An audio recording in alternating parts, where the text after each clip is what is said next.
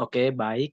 Assalamualaikum warahmatullahi wabarakatuh. Selamat malam teman-teman kelas TG2 dan selamat malam juga untuk Ibu Vivi selaku dosen pengampu mata kuliah Ilmu Ekonomi Makro. Di sini kami kelompok 8 ingin mempresentasikan hasil diskusi kami tentang kebijakan moneter dan kebijakan fiskal. Boleh di next slide?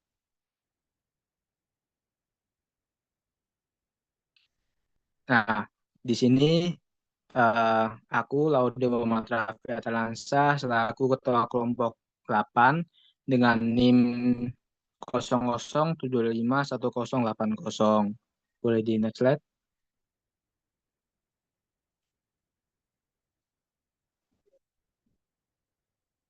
Nah, untuk kebijakan moneter sendiri adalah serangkaian tindakan yang dilakukan oleh Bank Sentral untuk mengatur jumlah uang beredar dan tingkat suku bunga. Nah, tujuan akhirnya itu adalah menjaga stabilitas harga, mendorong pertumbuhan ekonomi, dan serta menstabilkan nilai mata uang. Boleh di next slide. Nah, tadi kan tujuan akhirnya. Sekarang adalah tujuan utama.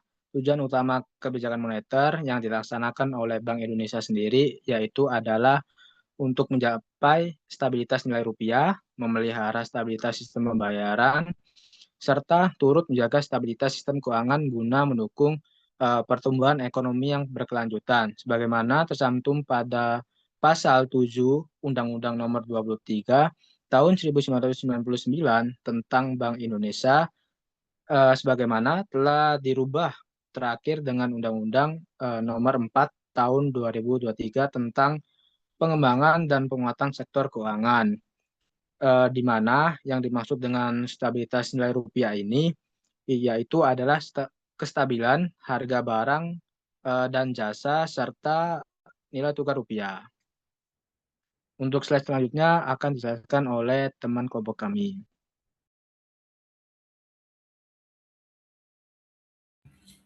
Di sini untuk instrumen-instrumen dalam kebijakan moneter, yang pertama ada suku bunga acuan dari BI, yang kedua operasi pasar terbuka, giro wajib minimum, fasilitas diskonto, dan intervensi nilai tukar. Bisa di next.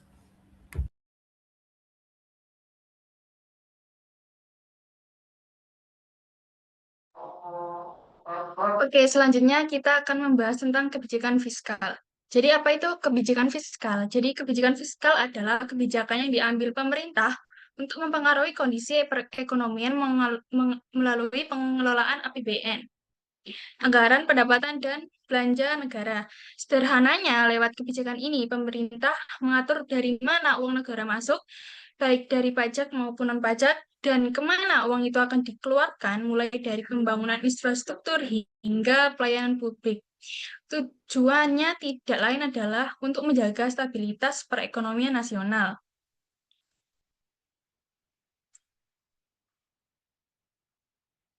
Nah, lalu apa saja tujuan dari kebijakan fiskal ini? Kebijakan fiskal yang diterapkan dengan mempertimbangkan kondisi masyarakat akan sangat berperan dalam mendukung stabilitas ekonomi.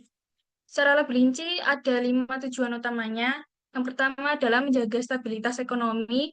Pemerintah mengatur belanja agar pendapatan negara agar perekonomian tidak mengalami gejolak, baik itu resesi maupun pertumbuhan yang terlalu tidak terkendali. Dan kedua, meningkatkan produksi nasional dan pertumbuhan ekonomi dengan mengalokasikan anggaran untuk infrastruktur dan insentif investasi. Aktivitas produksi di berbagai sektor terdorong, yang pada akhirnya berkontribusi pada peningkatan PDB dan pertumbuhan ekonomi nasional. Ketiga, memperluas kesempatan kerja dan mengurangi kemiskinan. Anggaran yang dialokasikan untuk proyek padat karya dan pengembangan usaha menengah membuka lapangan kerja baru sehingga tingkat pengangguran dan kemiskinan dapat ditekan secara bertahap. Dan keempat, menstabilkan harga barang. Melalui subsidi dan pengaturan pajak pada barang-barang tertentu, pemerintah menjaga harga kebutuhan pokok tetap terjangkau dan mencegah inflasi yang bisa menurunkan daya beli masyarakat. Lalu kelima, terakhir, menciptakan pemerataan distribusi pendapatan. Dengan sistem perpajakan progresif dan program bantuan sosial yang tepat sasaran, pemerintah berupaya mengurangi kesenjangan ekonomi dan mendistribusikan pendapatan secara lebih merata kepada seluruh lapisan masyarakat Indonesia. Lalu selanjutnya dijelaskan oleh rekan saya. Fungsi kebijakan fiskal ada 3, yaitu yang pertama alokasi, untuk mengalokasikan anggaran untuk kebutuhan publik. Yang kedua ada distribusi, untuk mendistribusikan pendapatan secara merata. Dan yang ketiga ada stabilisasi, untuk menjaga kestabilan perekonomian nasional. Next.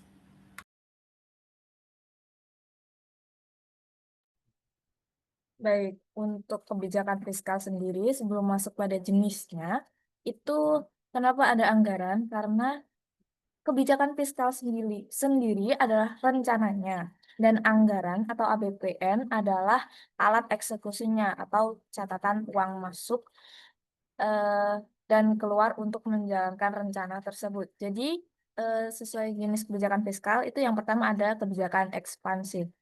Dengan adanya kebijakan ini bertujuan untuk memompa ekonomi yang sedang lesu dengan cara pemerintah jor-joran belanja dan menurunkan pajak. Karena belanja melonjak, tapi pemasukan pajak turun, anggaran otomatis tekor atau defisit. Jadi penerimaan lebih kecil daripada belanja. Yang kedua ada kebijakan kontraktif. Di sini bertujuan ingin mengerem ekonomi yang terlalu panas dan menekan inflasi. Dengan cara pemerintah menahan belanja dan menaikkan tarif pajak. Karena pemasukan pajak naik pesat sementara pengeluaran ditekan, anggaran otomatis sisa banyak atau surplus penerimaan lebih besar daripada belanja. Untuk anggaran itu ada 3, anggaran defisit tadi, anggaran surplus, dan anggaran berimbang.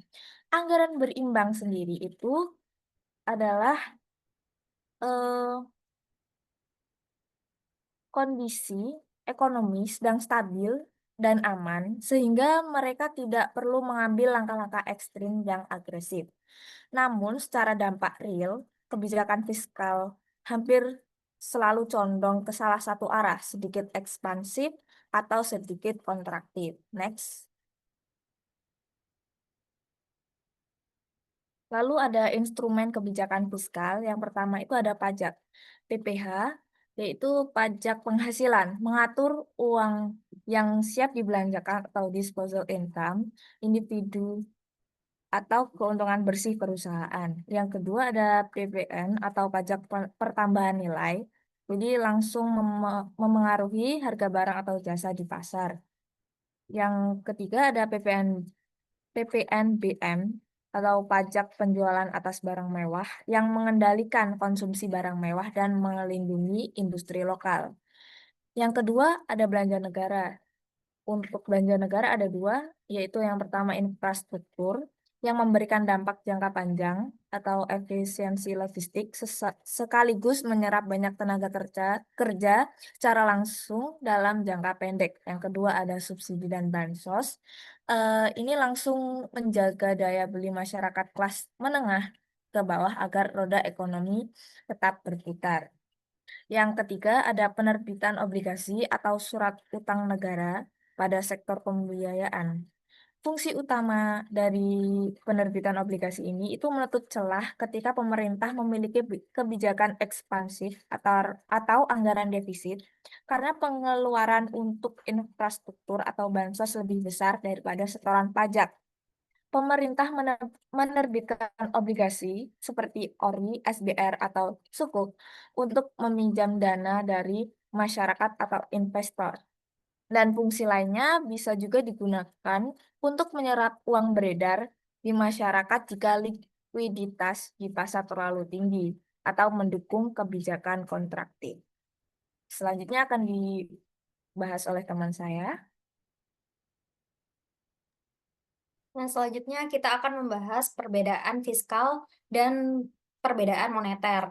Nah, perbedaan utama antara kebijakan moneter dan kebijakan fiskal itu terletak pada siapa yang menjalankan. Nah, kalau kebijakan moneter itu dijalankan oleh Bank Sentral atau biasa disebut Bank Indonesia atau BI. untuk mengatur jumlah uang yang beredar dan tingkat suku bunga. Sedangkan kebijakan fiskal dijalankan oleh pemerintah, yaitu Kementerian Keuangan melalui pengaturan pajak dan belanja negara atau APBN. Nah, di sini ada beberapa aspek perbedaan antara kebijakan moneter dan kebijakan fiskal. Kita sudah membahas perbedaan dari sisi lembaga pelaksananya. Lalu yang kedua, kita akan membahas fokus utamanya. Fokus utama kebijakan moneter yaitu mengendalikan peredaran uang dan tingkat suku bunga. Sedangkan kebijakan fiskal mengelola pendapatan diperoleh dari pajak dan pengeluaran negara atau APBN. Lalu aspek perbedaan yang ketiga yaitu instrumen utama. Pada kebijakan moneter, instrumen utamanya yaitu suku bunga acuan, operasi pasar terbuka, giro wajib minimum atau GWM. Dan sedangkan pada instrumen utama kebijakan fiskal melalui tarif pajak, subsidi, bantuan sosial dan belanja infrastruktur. Selanjutnya aspek perbedaan yang keempat yaitu tujuan utama. Tujuan utama dari kebijakan moneter adalah menjaga stabilitas nilai mata uang untuk mengendalikan inflasi. Sedangkan tujuan utama kebijakan fiskal yaitu mendorong pertumbuhan ekonomi, meningkatkan kesejahteraan, dan meningkatkan daya beli masyarakat. Lalu terakhir, perbedaan utama yaitu dari waktu terdampak. Nah, pada kebijakan moneter, itu tuh lebih cepat dirasakan oleh masyarakat dan di pasar uang melalui bank sentral. Sedangkan di kebijakan fiskal, waktu terdampaknya relatif lambat dikarenakan perlu adanya proses birokrasi melalui keputusan politik dan APBN. Next.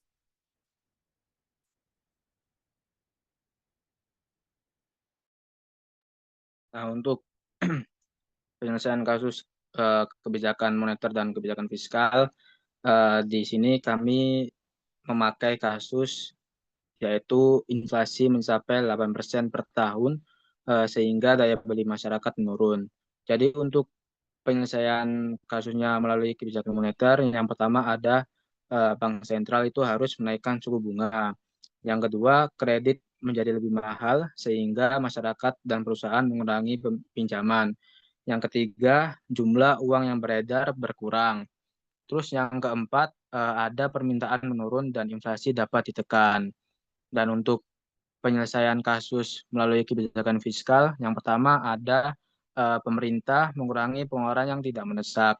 Dan yang kedua, pajak tertentu dapat dinaikkan untuk mengurangi konsumsi berlebihan. Jadi di poin kedua ini, aku beri contoh yaitu seseorang yang membeli minuman alkohol atau membeli rokok supaya apa? Pemerintah itu menaikkan pajak supaya yang orang terlalu sering membeli alkohol dan membeli rokok ini itu dapat mengurangi daya belinya. Begitu teman-teman. Itu contohnya. Boleh di next slide.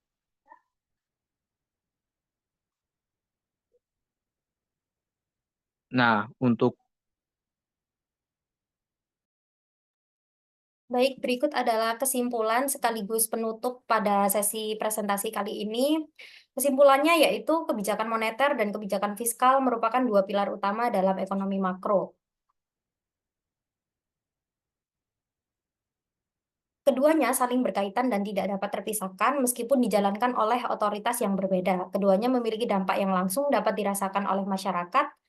Kebijakan moneter mampu merespon gejolak pasar keuangan dengan cepat melalui pengaturan suku bunga dan jumlah uang yang beredar. Sementara kebijakan fiskal membutuhkan proses birokrasi, anggaran yang lebih lama, namun dampaknya jauh lebih langsung dirasakan oleh sektor real masyarakat melalui instrumen pajak dan belanja negara. Oleh karena itu, keberhasilan ekonomi suatu negara mutlak bergantung pada keharmonisan bauran kebijakan atau policy mix di antara keduanya. Sekian presentasi dari kami, kita tutup. Terima kasih. Wassalamualaikum warahmatullahi wabarakatuh. Udah ya, Rek? Udah kan? Yeay. Wes, Mau nge-lag titik gara-gara puput. iki loh, diperingati Zoom kurang 10 menit lagi, kurang ajar. Apa wis. los, sementing mari. Oh iya, teman.